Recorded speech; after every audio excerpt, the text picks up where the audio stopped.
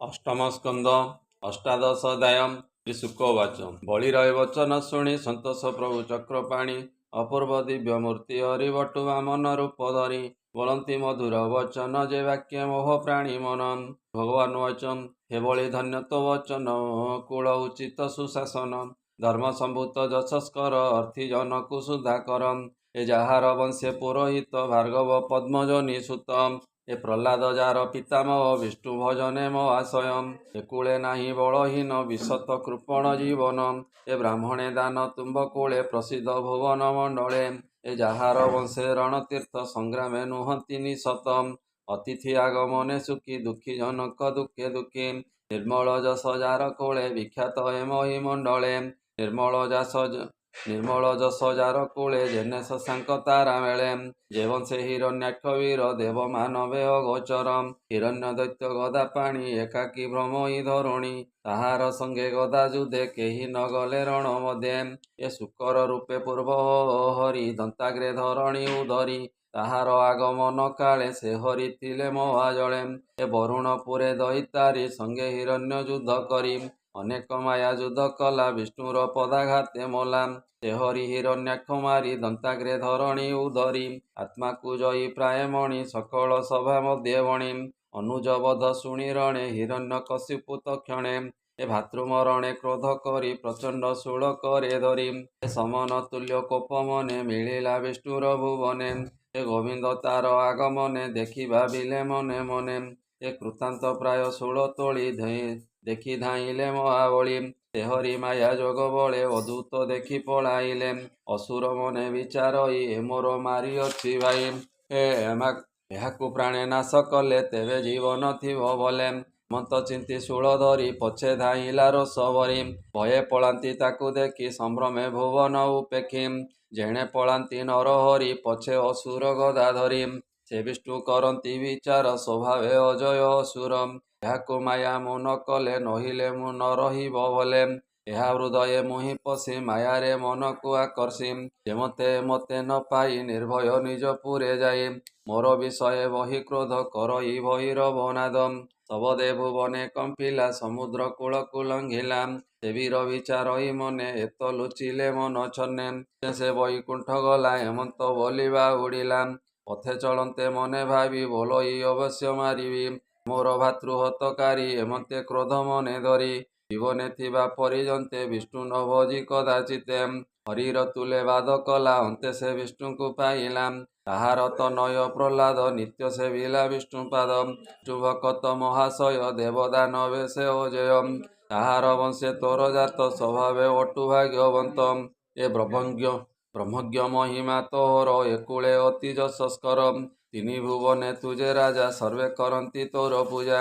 ଏଣୁ ତୋହର ହସ୍ତେ ତୁଇ ନିବାସ ଅର୍ଥେ ଅଳ୍ପ ହୋଇ ମୋହର ପାଦେ ପାଦ ତିନି ମାପିଣ ଦିଅ ଏମେ ଦିନି ଦାରାତ ନୟ ମୋର ନାହିଁ କେବଳ ବାସ୍ତୁ ମୁଁ ଇଚ୍ଛଇ ଏ ଭୂମି ଦାନ ଦିଅ ମତେ ଯେମତେ ରହିବି ନିଶ୍ଚିନ୍ତେ କୁଅଟୁ ଜଗତ ଈଶ୍ୱର ଆନେକି ପ୍ରୟୋଜନ ମୋର ମନ୍ତ ବିପ୍ର ମୁକୁ ଶୁଣି ବୋଲେ ତନୁଜ ବୀରମଣି ବଳିରୁ ବାଚ ବିପ୍ର ଶୁଣ ମୋ ଉତ୍ତର ତୁ ଅତି ବାଳକ ଶରୀର ବୃଦ୍ଧର ପ୍ରାୟ କଥା କହୁ ବିଚାରେ ବାଳକ ତୁ ନୋ ସ୍ୱଭାବେ ବାଳ ବୁଦ୍ଧି ଘେନି ନ ଜାଣୁ ଆତ୍ମା ଲାଭହାନି ଅଜ୍ଞାନୀ ପ୍ରାୟ ତୋର ମତି ଏଣୁ ତ ବିପରୀତ ଗତି ମୁହିଁ ତ୍ରିଲୋକେ ଏକ ରାଜା ସର୍ବେ କରନ୍ତି ମତେ ପୂଜା ପାଦ ଭୂମି ମାଗୁ ମତେ ଏ ଦାନ ଦେବି ମୁଁ କେମତେ ଲୋକେ କରିବେ ଉପହାସ ଏକଥା ନୁହଁ ବିଶ୍ୱାସ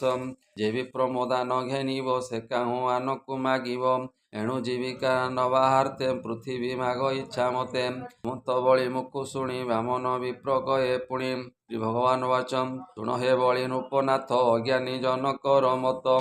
ସମୁଦ୍ର ଆବରଣମୟୀ ଏତେ ସମ୍ପଦେ ଯେତେ ପାଇ ତେବେ ହେ ଆତ୍ମା ନ ପୁରଇ ଶୁଣ ନୃପତି ମନ ଦେଇ ଶପଥ ଦୀପେ ଅଧିପତି ଥିଲେ ଯେ ଅନେକ ନୃପତି ବେଣୁ ଯେ ମାନ ଦାତା ପଦ ଲଭିଣ ଅତୁଲ୍ୟ ସମ୍ପଦ ସେ ଅର୍ଥ କାମ ଯେତେ କଲେ ବିଷ୍ଣୁର ଅନ୍ତ ନ ପାଇଲେ ପୂର୍ବର କର୍ମ ଫଳ ବଳେ ଯେ ଦିନେ ଯାହା ହବା ମିଳେ ତେଣେ ସନ୍ତୋଷ ଯାର ଚିତ୍ତ ସେ ପ୍ରାଣୀ ବି ତ୍ରିଭୁବନେ ସତ୍ୟ ଯେ ଅର୍ଥେ କାମେ ଅସନ୍ତୋଷ ହୁଏ ସେ ବିଧାତାର ବଶ ଉଭୟ ଲୋକେ ସୁଖ ନାହିଁ ଅତୃପ୍ତି ଥିବ ତାର କାହିଁ ସେ ଅସନ୍ତୋଷ ତେଜେ ବଳେ ଅନଳ ଯେନେ ଘୃତ ବଳେ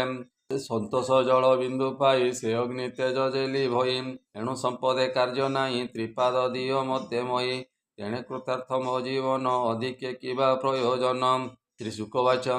ହେମନ୍ତ ବାକ୍ୟ ବିପ୍ର ଘୋଷେ ସେ ବାକ୍ୟ ଶୁଣି ବଳି ଅସେ ବୋଲଇ ଧରି କୁଶ ପାଣି ସେ ତୋପାଦ ପ୍ରମାଣେ ଧରଣୀ ଦେବ ହିଁ ସତ୍ୟ ମୋ ବଚନ ଭୂବିପ୍ର ତୋଷ ଚିତେ ଜ୍ଞାନ ହେମନ୍ତ ସତ୍ୟ ବଳି ବାଣୀ ବାମନ ତୋଷ ମନେ ଶୁଣି କ୍ରୋଧେ ରାଜା ପଛେ ଥିଲା ଦାନର ନିଶ୍ଚୟ ଦେଖିଲା। ଶୁକ୍ରାଚାର୍ଯ୍ୟ ବାଚ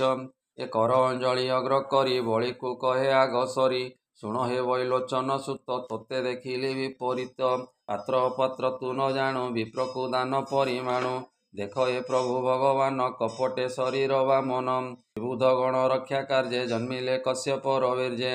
ଅଦିତି ଗର୍ଭେ ଜାତ ହୋଇ ଅହିଲା ତୋର ଜ୍ଞାନ ନାହିଁ ଅନର୍ଥ ଅର୍ଥ ତୁ ନ ଜାଣି ହସ୍ତେ ଧଇଲୁ କୁଶ ପାଣି ଦିତିର ଗର୍ଭେ ଜାତ ହୋଇ ହେମନ୍ତ ଦେଖିଲା ତ ନାହିଁ ତୋହର ଯଶ ସୁଖ ସିରି ହରିବା ମନ ରୂପ ଧରି ଇନ୍ଦ୍ରକୁ ଦେବ ମାୟା ବଳେ ତୁ ମୂଢ଼ ପଶିବୁ ପାତାଳେ ତିନି ଚରଣେ ତିନି ପୁର ସମ୍ପଦ ହରିବ ତୋର ସର୍ବସ୍ୱ ବିଷ୍ଣୁ ହସ୍ତେ ଦେଇ ତୁ ପୁଣି ବିଶ୍ରାମିବୁ କାହିଁ ପାଦକେ ଅବନି ପୁରିବ ଶରୀର ବ୍ରହ୍ମାଣ୍ଡ ଘଟିବ ଦ୍ୱିତୀୟ ପାଦ ଅଷ୍ଟଦଶ ବିକ୍ରମ ଭୁବନ ଆକାଶ ସଂକଳ୍ପୀ ଯେବେ ତୁ ନ ଦେବୁ ନିଶ୍ଚିନ୍ତୁ ନରକେ ପଡ଼ିବୁ ସଂକଳ୍ପ କରି ନାନା ଅର୍ଥେ ଯେବା ନ ଦିଏ ଲୋଭ ଚିତେ କାହିଁ ଥିବ ଏ ସଂସାରେ ପଡ଼େ ନରକ ଅନ୍ଧକାରେ ଯେ ଦାନ ବୃତ୍ତି ଯାଇ ନାଶ କୂଳ ସମୂଳେ ଧର୍ମ ନାଶ ସେ ଦାନ କେବେ ନ କରେ ଯଶ ସମ୍ପଦ ଯେଣେ ହରେ ପୂର୍ବେ ସେ ସିଦ୍ଧ ମୁନିମାନେ ଯେ ଧର୍ମ କହିଛନ୍ତି ଜନେ ତାହା କହିବି ତ ଅଗ୍ରତେ ରାଜନ ଶୁଣ ଏକ ଚିତେ ମନ ବଚନ ସତ୍ୟ କରି ଓଙ୍କାର ନାଦ ଯେ ଉଚାରି ଦେବି ମୁଁ ବୋଲି ଯାହା କରେ କେ ଜ୍ଞାନ ଥାଉ ତାହାରେ ଏ ଦେହ ବୃକ୍ଷର ସ୍ୱରୂପ ସତ୍ୟ ତାହାର ଫଳ ପୁଷ୍ପ ବୃକ୍ଷର ନାଶେ ନାଶ ଯାନ୍ତି ବୃକ୍ଷର ମୂଳ ଥିଲେ ଥାନ୍ତି ସଂକଳ୍ପ ସତ୍ୟ ନାଶ ଯାନ୍ତେ କେବେ ନ ମିଳେ ଜଗତେ ଅକାର ଉକାର ମକାରେ ଶବଦ ଉଚ୍ଚାରଣ କରେ ଯେ ତାହା ଅଜ୍ଞାନେ ହରନ୍ତି ନିଜ ଶରୀର ନ ଧରନ୍ତି ହାସ୍ୟ ସଂଯୋଗେ ନାରୀ ସଙ୍ଗେ ବିହାର କନ୍ୟା ବର ଯୋଗେ ମୃତ୍ୟର୍ଥେ ପ୍ରାଣର ସଙ୍କଟେ ଗୁରୁ ବ୍ରାହ୍ମଣଙ୍କର କଷ୍ଟେ ମିଥ୍ୟା କହିଲେ ଯେବେ ତରେ ଏକଥା କେବେ ନ କରେ ହେମନ୍ତ ଭୃଗୁ ବାକ୍ୟ କହି ବଳିତା ବାକ୍ୟ ମନ ଦେଇ ସଂଶୟ ରହିଲା କଚିତେ ଗୁରୁ ବଚନ ଧର୍ମ ମତେ ବୋଲଇ ବିପ୍ର ଜଗନ୍ନାଥ ଭାଷା ପ୍ରବନ୍ଧେ ଭାଗବତ ବଳିବା ମନ ବାକ୍ୟ ବନ୍ଧେ କହିଲେ ଏ ଅଷ୍ଟମ ସ୍କନ୍ଧେ ସୁଜନେ ଶୁଣ ଏକ ଚିତେ ହରିଚରିତ ଭାଗବତେ ସୁଜନେ ଶୁଣି ଏଣେ ଭାବ ଏଭାବେ ସଂସାରୁ ତରିବ ଶ୍ରୀମଦ ଭାଗବତେ ମହାପୁରାଣେ ପାରମହଂସ୍ୟାଂ ସହିତାଂ ବୟାସିକ୍ୟାମ ଅଷ୍ଟମ ସ୍କନ୍ଧେ ବଳିବା ମନ ସମ୍ବାଦେ ନାମ ଅଷ୍ଟାଦଶ ଅଧ୍ୟାୟ ବୋଲାନନ୍ଦେ ଗବାର ହରି ହରି ବୋଲ।